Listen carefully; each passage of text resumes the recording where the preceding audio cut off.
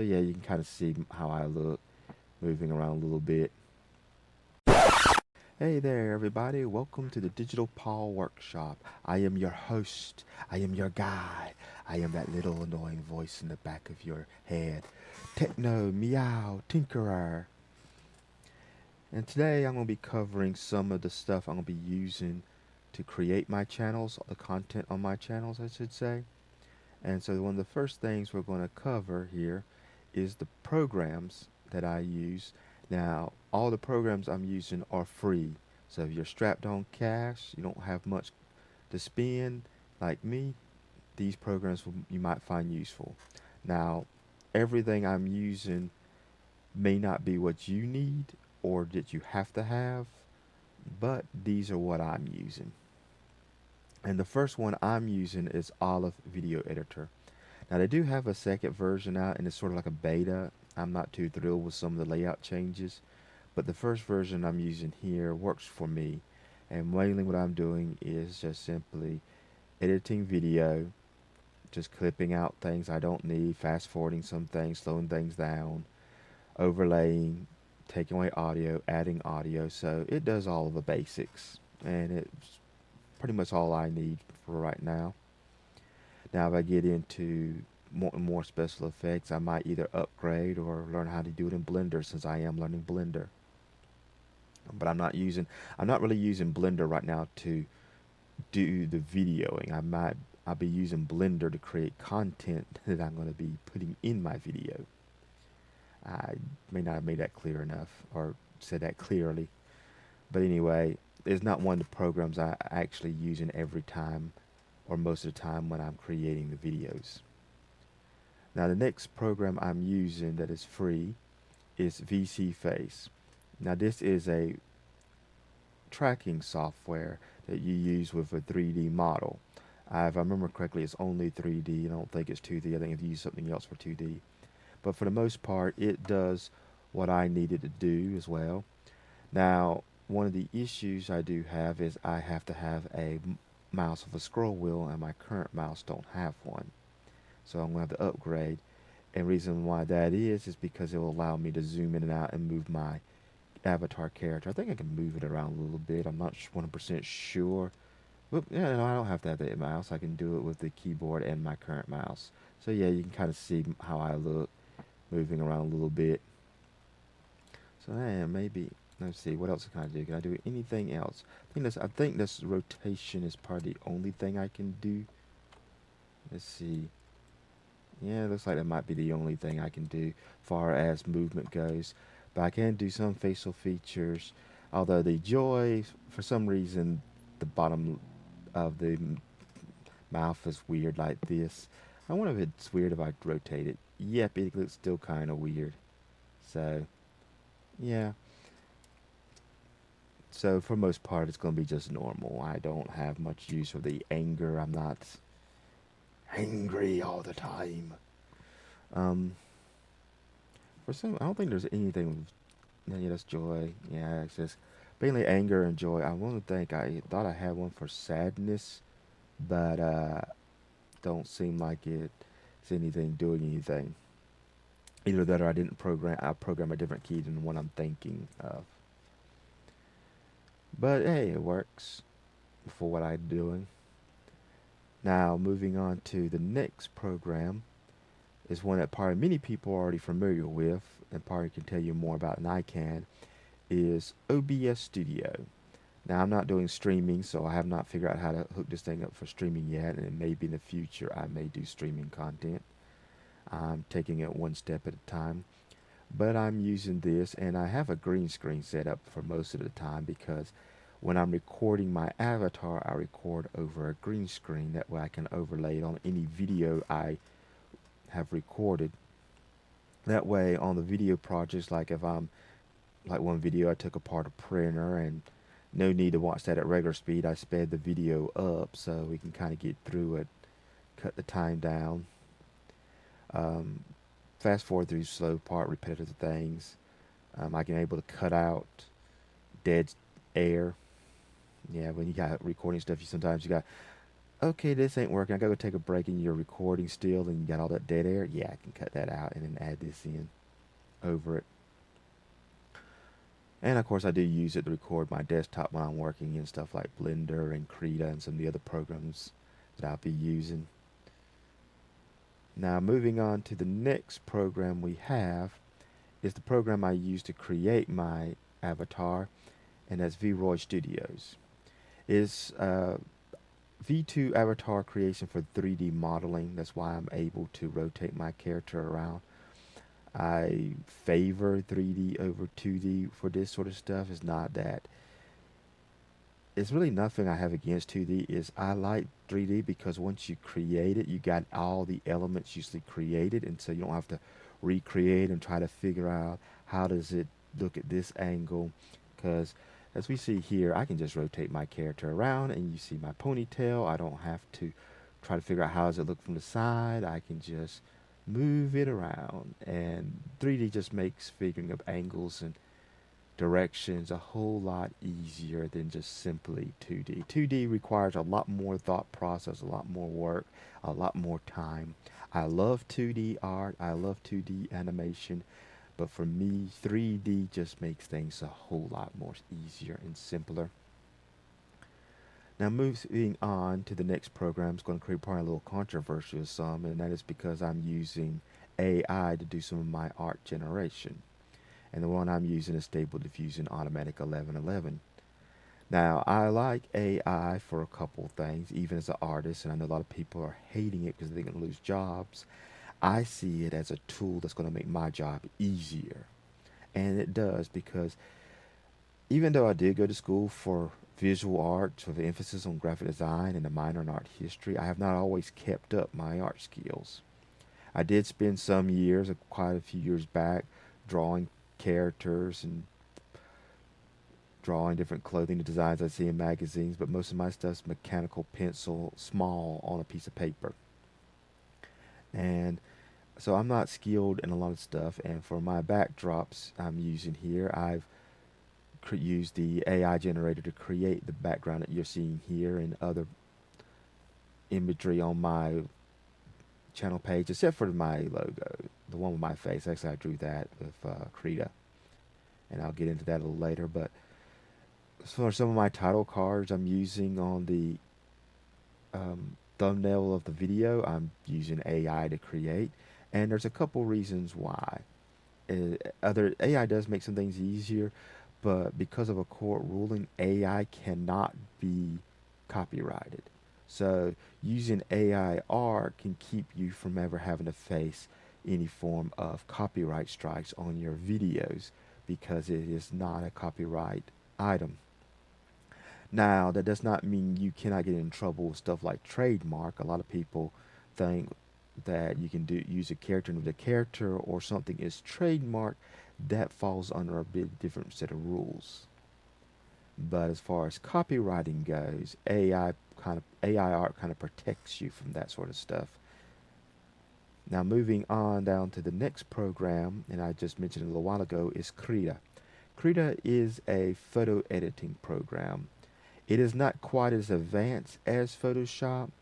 It's supposed to be able to be work with Stable Diffusion, but I never could get it to work right with me.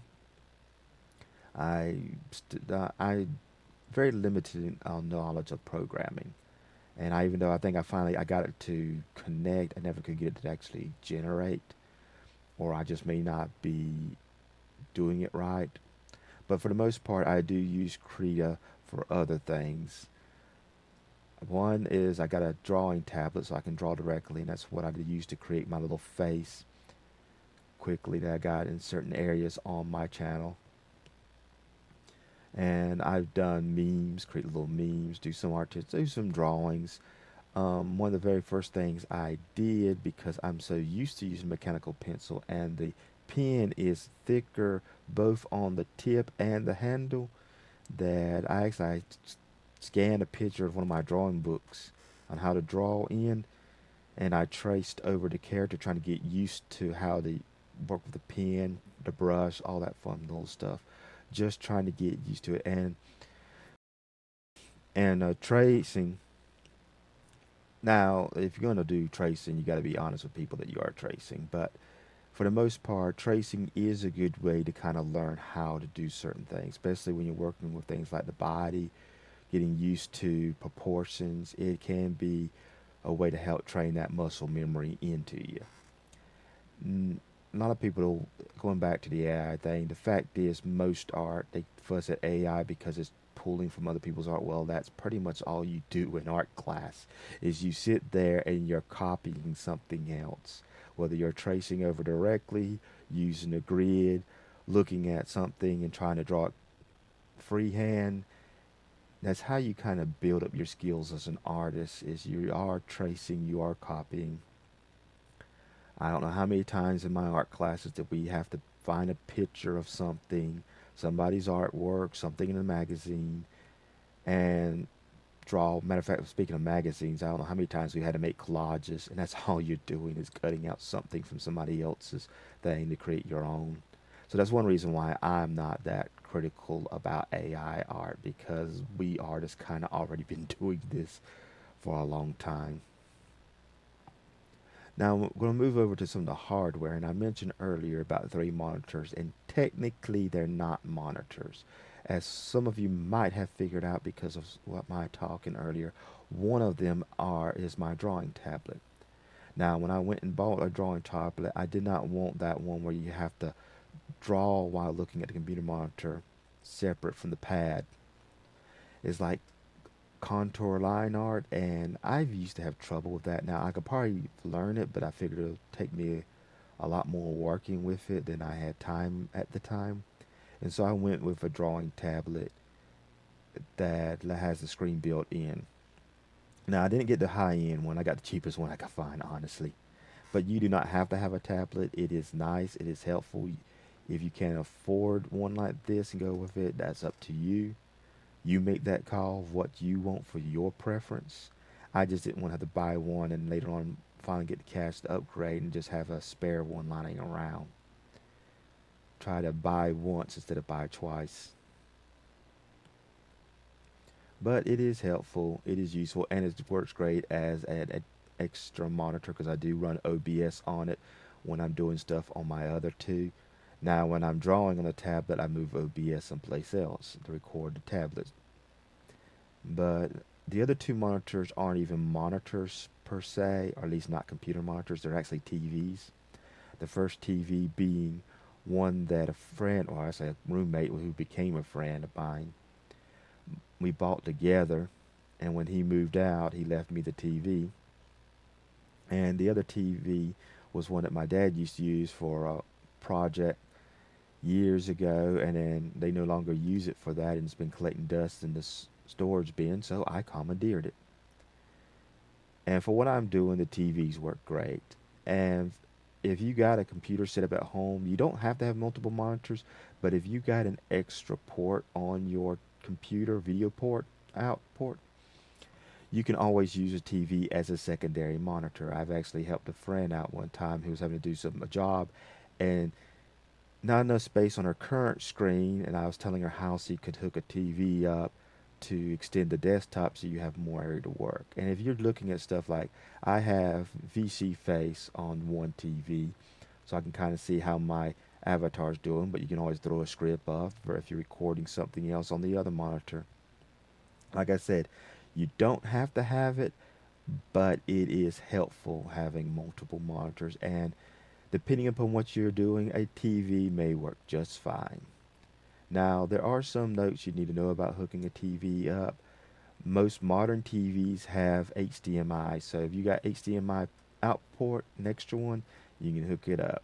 Some of the older ones have VGA. Now, the one me and my roommate bought has both HDMI and VGA, so it can actually be hooked up both ways. Now, depending upon the output on your computer, like with my tablet, I only had, or my computer only had two HDMI output, and I have another one. I can't remember what it's called, but my I needed a third one for my tablet, so I had to buy an adapter. And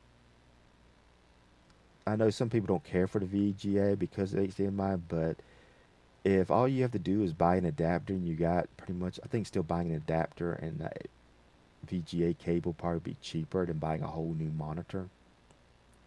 But it depends upon what you're doing is whether or not you really need that.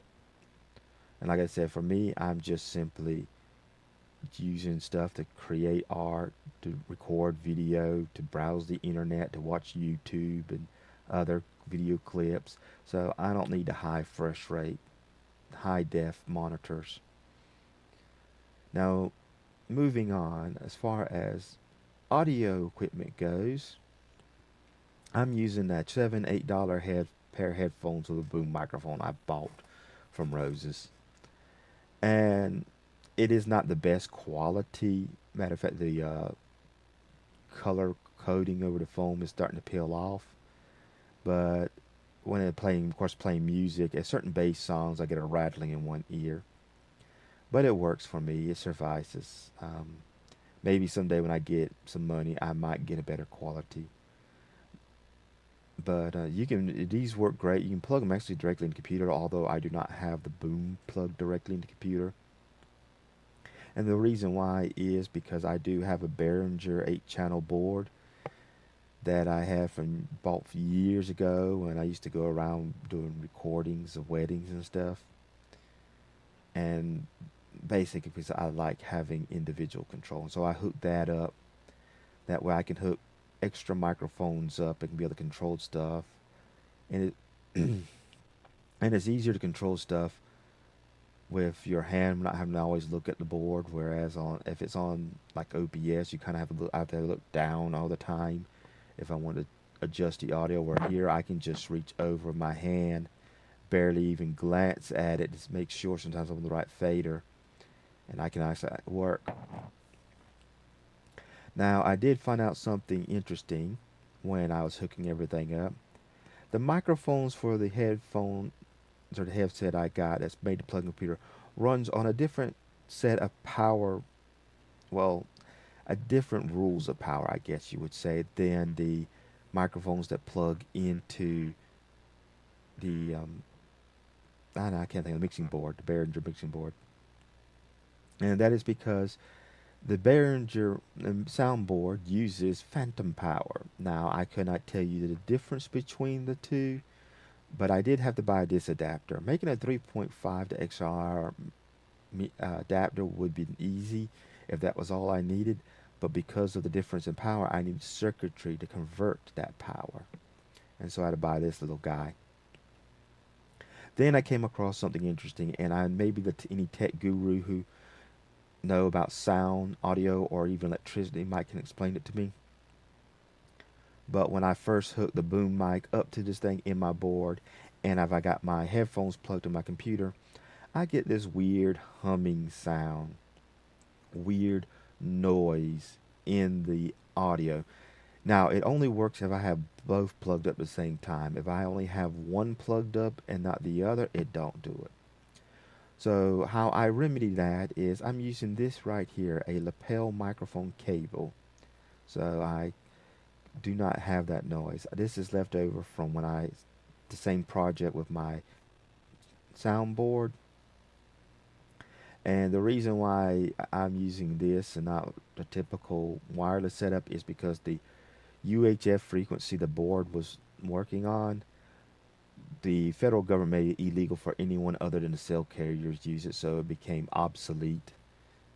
And that kind of bites because I like UHF over VHF when it comes to wireless. And that's only because in my past experiences, VHF wireless tends to pick up a lot more interference frequencies from other devices.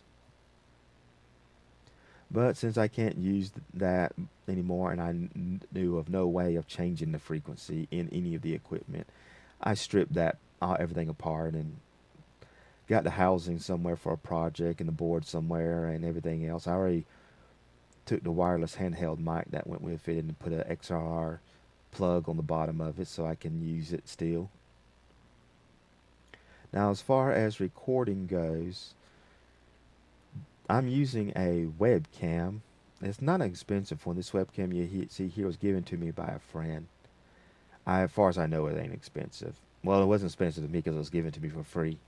But you don't need nothing fancy for some of the programs out there. You might have to look into the programs, but some can use cell phones. Some can use webcams. I'm not sure if you can. I got a digital camera and a handy cam. I might try seeing if I can use those incorporating. I do know I can use it record video, but I don't know if I can use any of it with my VTubing avatar. That'd be something I have to look into and see. But no, when I first got started out trying to learn this stuff, this is the webcam I used to use. Yes, I redneck engineered a webcam that was in a broken laptop, went to Dollar Tree, got a USB cable for $1.25 and soldered it together. Now, one reason why I'm not using this, and using the other was not just because I simply my friend gave me a free webcam, but when I move stuff around in my room, I end up tearing the soldering joints apart, and I got to resolder it back together. I got to first get me a better soldering iron than the one I currently got. That's one reason why the joints weren't done so well. But and I'm planning once I get a new soldering iron, I would like to probably make that into a video to add more content for the people who want to do this. Because there's like 6 wires in the. I think there's about 6 wires in these laptops. So if you got a busted laptop that's a webcam built in, you can snatch the webcam out to make your own. And the USB has 4. You got 2 for power and 2 for data, and that's about all you really need from the webcam. Now going back to cell phone, I am using one of my older cell phones for some of the recordings, especially when I do my video I did on my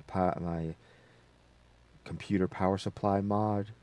I used both the webcam and the cell phone camera to get 2 different angles, which happened to have worked out good because the webcam I moved out of frame in some of them while working on it, and the cell phone camera my arm got in the way, so I was able to switch between the two. But yeah, you can do recording. Well, if you got it, many people's probably got many old cell phones around, and you just throw a micro SD card in there for more storage space, and you can use old cell phone for a lot of stuff, for video recording, audio recording, taking pictures, hook to a Wi-Fi and play video games. There's a lot of stuff you can use with old cell phones. You don't have to throw them away. But as far as most of the equipment, that is pretty much everything I am using to create my content. Now, I will be posting on YouTube and Rumble, is what I'm looking at right now. Now, as far as any donations go, I have been looking at Brave Browser has some form of donation where you can donate to creators. I've looked at Donor Box, but I don't think it's geared up for creators, at least not a little bit I've seen. I've only briefly researched into it. Well, I think it's geared up for a different type of creator than what I'm doing. I have looked at Locals. That looks like it's more geared for content creation like I'm doing. Patreon, I'm hesitant because they've had a lot of issues in the past with paying people their money. And it's not issues that, oh, the people were doing something actually illegal. It's just issues with people's preference, tastes, and views. But for right now, I do not have nothing set up for any donations if anybody wants to donate to me. But check my latest videos, whatever current video I have. At the end, I should have the information if you wish to do that. But what you can do to help me in the meantime to grow my channels and help me out is like, subscribe, and share this content. You don't have to click the notification bell. I am not that egotistical where you have to watch me the minute I post a video. Watch my videos when you want to. If there's a video that I'm giving as something that you're trying to find out how to do at that moment, I am not that egotistical where, yes, you have to see me the second I posted it. Nah. You got lives, I got lives. We got things we have to do. And you got a whole day. Matter of fact, the moment I post it, you got it till it's ever taken down to watch it.